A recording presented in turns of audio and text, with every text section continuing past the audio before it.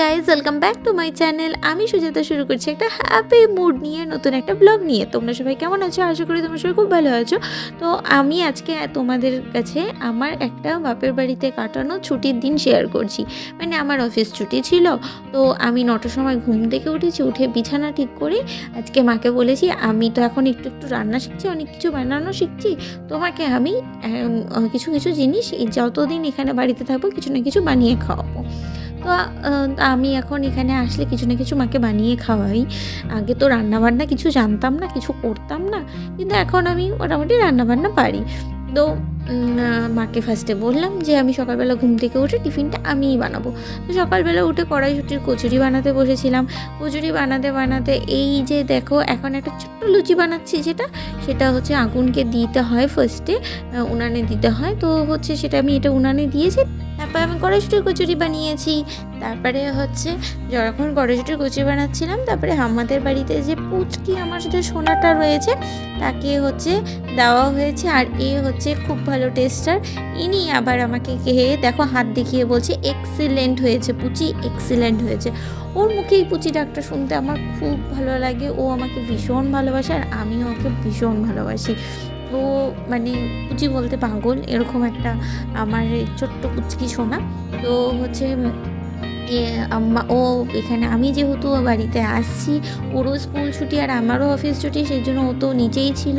তারপরে হচ্ছে মা হচ্ছে ও আমার কাছেই খেতে বলছিল, যেহেতু আমি কচুরি বানাচ্ছিলাম আমার কাছে। তারপরে আর খেলো না, তারপরে এই যে পুচি দিদার কাছে খেলো। ও আমার মাকে পুচি দিদা বলে ডাকে, পুচি দিদার কাছে খেলো। তারপরে দেখো আগে তো খুব দুষ্টুমি করে খেত, অনেক টাইম লাগতো, কিন্তু এখন অত দুষ্টুমি করে না, গুড বয় হয়ে গেছে, সুন্দর করে খাওয়া দাওয়া করে। তো যাই হোক ও মা খাইয়ে দিচ্ছিল। তারপরে আমাদের ব্রেকফাস্টও সকালবেলার খাওয়া দাওয়া হয়ে গেছিলো। তারপরে এর সাথে গল্প করে এত মানে পাকা পাকা ও কথা বলে, ওকে দেখে কেউ বলবেই না যে এইটুকুনি একটা পুচকি বাচ্চা যে এত কথা বলতে পারে। ও ভীষণ ভীষণ বুদ্ধিমান একটা ছেলে, ওর মাথায় প্রচুর ভালো ভালো বুদ্ধি। তো ওর সাথেই আমি যখনই বাড়িতে থাকি সারাদিন খেলেই আমার সময়টা কেটে যায়। তারপরে ওর দুপুরবেলা লাঞ্চের টাইম হয়ে গেছে, ও উপরে চলে গেছে খেয়ে দিয়ে ঘুমাতে।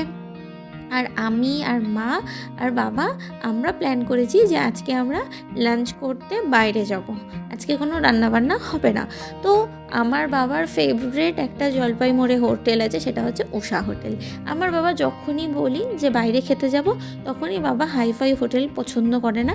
এই উষা হোটেলের ভাত মানে নর্মালি যেটা বাঙালি খাওয়ার হয়, ভাত ডাল সবজি এই সবই খেতে আমার বাবা ভালোবাসে। তুমি যতই বড় বড় রেস্টুরেন্টে নিয়ে যাও না কেন, যতই ভালো ভালো খাবার খাও না কেন, আলটিমেটলি বলবে উষা হোটেলের খাবারই ভালো।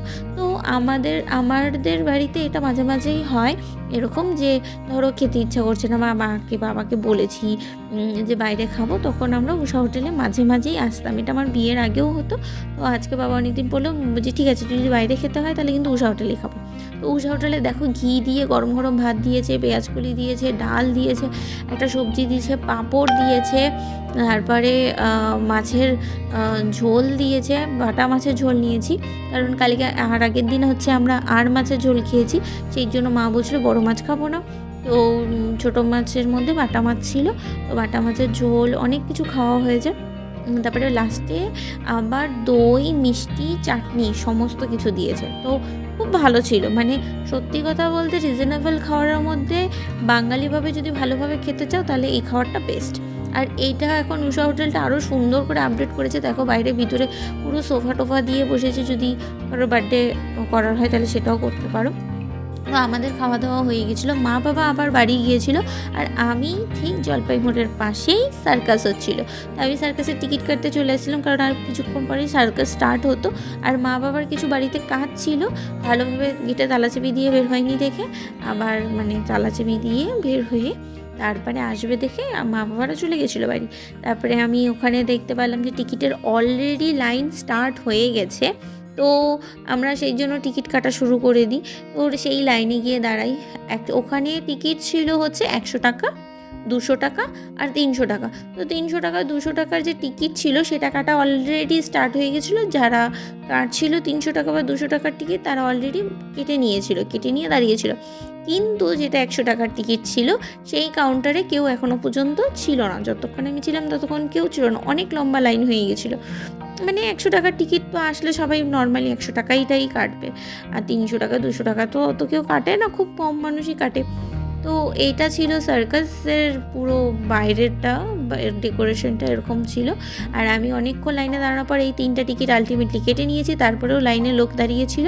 তারপরে যখন 4টা বেজে গেছিলো, মা বাবা ঠিক কারেক্ট টাইমে চলে এসেছিলো সার্কাস দেখতে। এই দেখো আমার মা আসছে।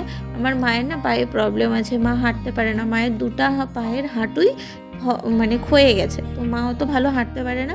আর আমার মায়ের ফেভারেট কাজ হচ্ছে ঘরের মধ্যে বসে থাকা। আমার মা কোথাও যেতে চায় না, কোথাও ঘুরতে চায় না, কিন্তু আমি যখন বাড়িতে আসি আমি আমার মায়ের উপরে খুব অত্যাচার করি, চলো এখানে যেতে হবে, এখানে করতে হবে।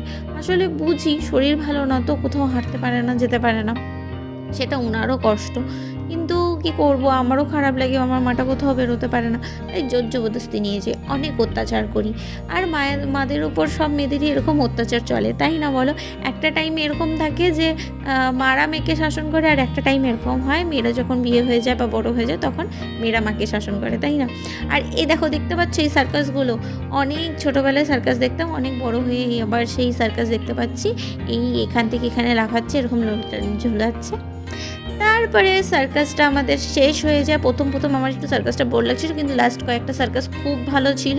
তারপরে এই সার্কাস দেখার পর এই যে সার্কাস শেষ হয়ে যায়, তারপরে আমরা বের হই ওখান থেকে।